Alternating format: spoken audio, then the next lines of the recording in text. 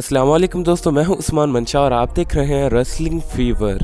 तो दोस्तों अभी एक ब्रेकिंग न्यूज़ और कह सकते हैं कि एक बैड न्यूज़ सामने आई है current universal champion Roman Reigns की जानिब से। और वो ब्रेकिंग न्यूज़ ये है कि रोमन रेंस कोविड-19 के लिए पॉजिटिव हो चुके हैं। दोस्तों इसके बाद क्या वो WWE के डे 1 पेपर व्यू पर कम्पीट करेंगे, और अगर वो कम्पीट नहीं करेंगे तो ब्रोक लेसनर का क्या होगा? ये सब जानने के लिए इस वीडियो को पूरा लाजमी देखें। तो चलें बिना देर किए शुरू करते हैं।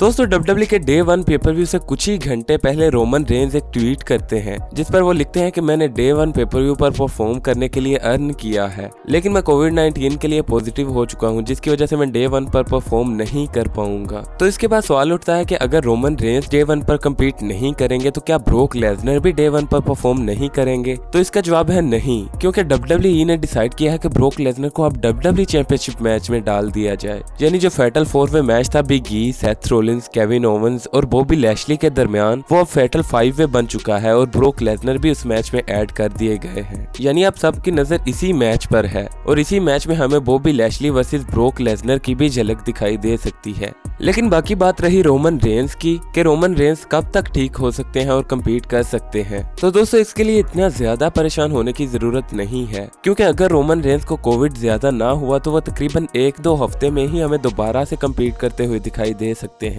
जिस बात का प्रूफ ये है कि तकरीबन 1.5-2 हफ्ते पहले सेथ रोलिंस भी कोविड के लिए पॉजिटिव हुए थे, लेकिन अब वो WWE के डे 1 पेपर व्यू पर कम्पीट कर रहे हैं। वो इसलिए कि यूएस में अब कोविड की पॉलिसीज थोड़ी नरम है और 1 हफ्ते के बाद अगर रोमन रेंस टेस्ट करवाने पर नेगेटिव आ जाए तो वो फिर से कम्पीट करना स्टार्ट कर सकते हैं। दोस्तों ऐसी मज़ीद वीडियोस के लिए चैनल को सब्सक्राइब कर लें और चैनल के साथ ट्यून इन रहें, क्योंकि जल्द ही WWE के डे 1 पेपर व्यू के रिजल्ट्स की वीडियो आने वाली है। अगर वीडियो पसंद आए हो तो वीडियो को लाइक जरूर करें। Thanks for watching and good bye.